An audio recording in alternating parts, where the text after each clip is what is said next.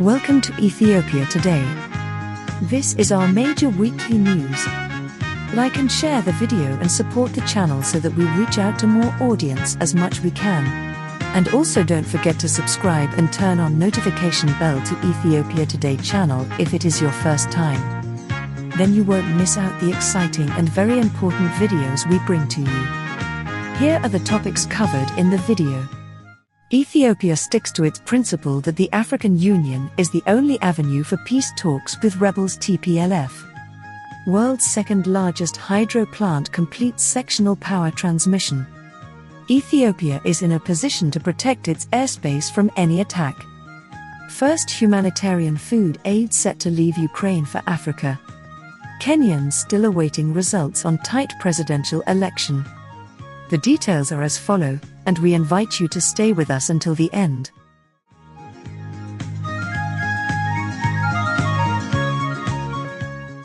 World's second largest hydro plant completes sectional power transmission. The Zhejiang section of China's Baiyatan-Zhejiang ultra-high voltage direct current power transmission project was completed in East China on July 2 according to Chinese news CGTN. The transmission line begins with the Baiyatan hydropower station, a 16-gigawatt hydroelectric facility, the world's second-largest power station after the 22.5-gigawatt Three Gorges Dam, also in China.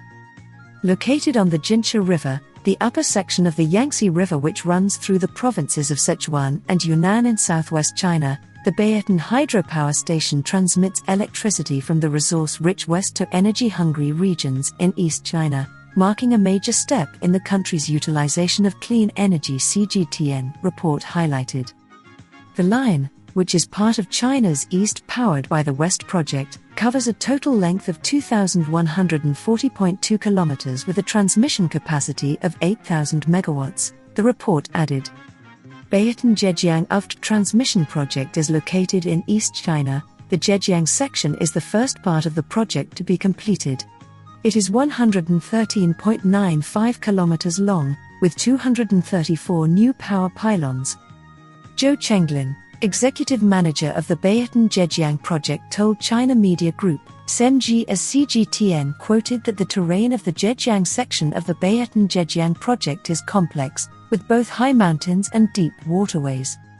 The power line needs to cross dozens of high-speed roads, railways and key power transmission lines, the project executive manager continued. The construction is quite difficult accordingly. Once the section is completed and put into operation, its annual power transmission is expected to exceed 23.6 billion kilowatt-hour, the manager added. The project was conducted in an environmentally friendly way along the best path between mountains and rivers, bypassing a number of cultural relics and scenic spots, in order to reduce carbon emissions, Zhou explained as we learned from CGTN. The main construction project of the Baiyatan hydropower station started in July 2017, and the first two generating units started operation 4 years later. Upon full operation, the hydropower station will generate an average of more than 62,400 gigawatt-hours of electricity every year, sufficient for the annual electricity consumption of approximately 75 million people.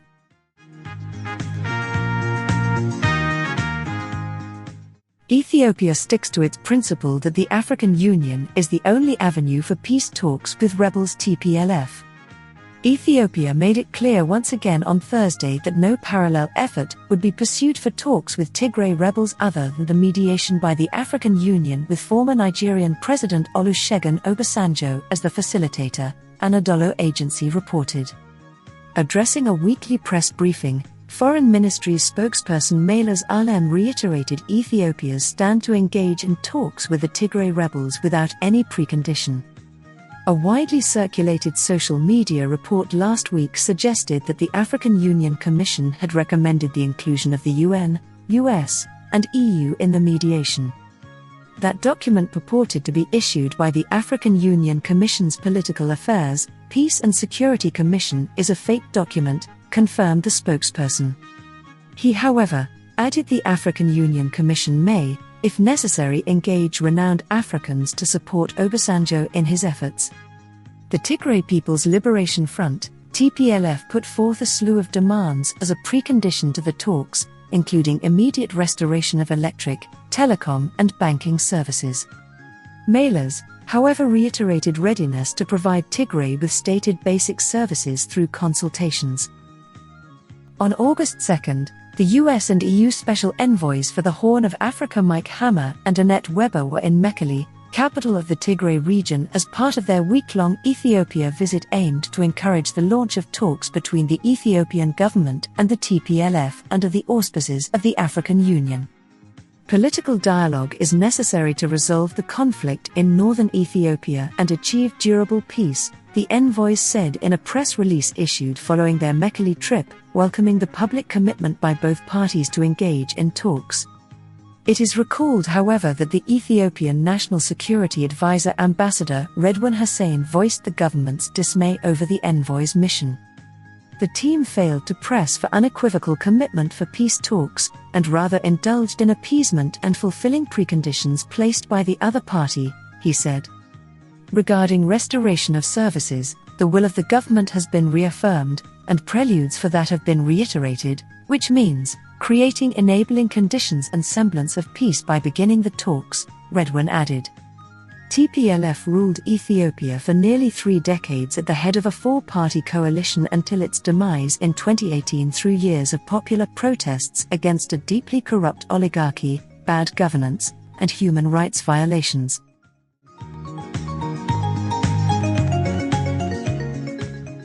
Ethiopia is in a position to protect its airspace from any attack. Lieutenant General Yilma Merdassa, the Commander-in-Chief of Ethiopia's Air Force, told the Ethiopian Broadcast Corporation, EBC, that the Air Force is in a position to protect and defend the nation's airspace from any kind of attack, Addis Standard reported. The Air Force envisions to develop the technology and produce trained manpower to become Africa's premier air force by the year 2029-30, according to Lieutenant General Yilma. The Air Force has built its manpower free from the influence of politics and ethnic thinking, the Chief Commander said, adding that it has also completed the reform and restructuring works in human resources, modern weapons and war infrastructures equipment with the slogan Great Air Force for a Great Country.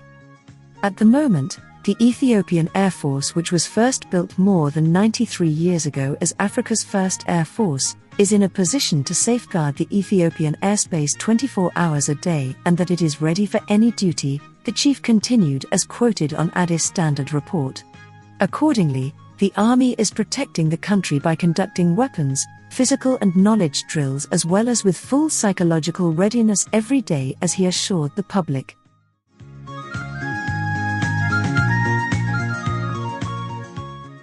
First humanitarian food aid set to leave Ukraine for Africa. A UN-chartered vessel being loaded with grain is set to transport the first shipment of humanitarian food from Ukraine to Africa, according to the Voice of America.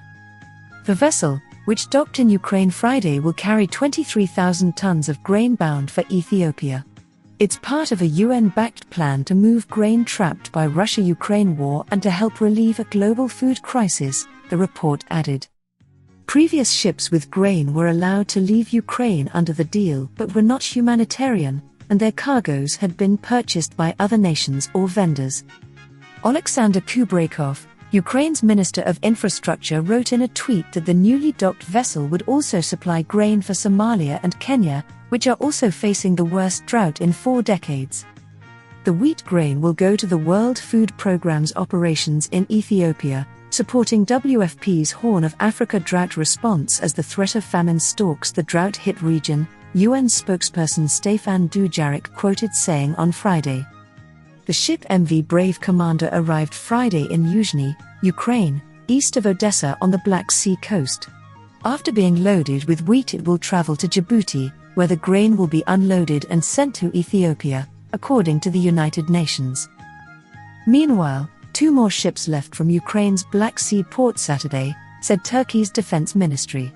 So far, 16 cargo vessels have left the county under the UN-brokered agreement. The Barbados-flagged Fulmar S left Ukraine's Chornomorsk port, carrying 12,000 tons of corn to Turkey's southern Iskenderun province, according to the report.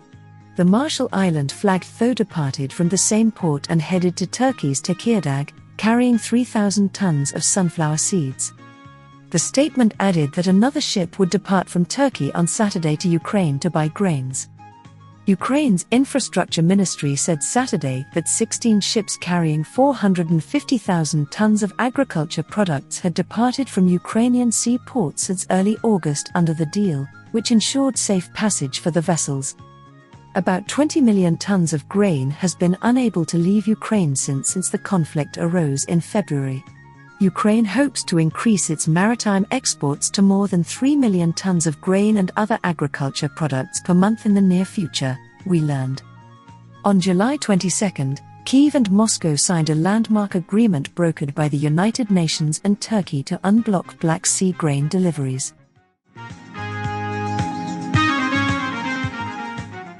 Kenyans still awaiting results on tight presidential election. Kenyans crowded around radios and televisions, increasingly anxious for news of who their next president will be. The East African country's election commission has neither released a running tally of results nor said when it plans to announce the winner, but unofficial and sometimes conflicting media counts show a nail-bitingly close race, France 23 reported. Veteran opposition leader and former political prisoner Raila Odinga, 77, is making his fifth stab at the presidency. He stands neck and neck with outgoing Deputy President William Ruto, 55. Kenyan media are compiling results from images of forms that the commission uploaded to its website from more than 46,000 polling stations, a mammoth task that means their tallies differ and lag far behind the amount of raw data available. Amid concerns that those discrepancies could trigger claims of rigging, which have sparked deadly violence after recent ballots, many are urging their fellow citizens, after a largely peaceful election, to wait patiently for the official results.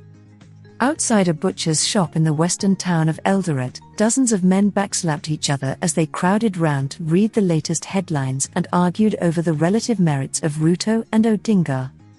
But they all expressed faith in the commission's ability to deliver a true result. This radio station is saying this. This station is saying that. We don't engage with those figures, 22-year-old driver Ian Kipchurch quoted as saying. Only the IBC, the Independent Electoral and Boundaries Commission, has the truth. We trust the IBC, he added. Scrutinizing newspaper headlines 2 streets away, Onau Okello added, there is so much impatience. Given the experience that we have in Kenya, we have to be patient and just wait. It is recalled that more than 1,200 people were killed in widespread violence that followed the Kenyan election of 2007, and more than 100 died after the 2017 polls.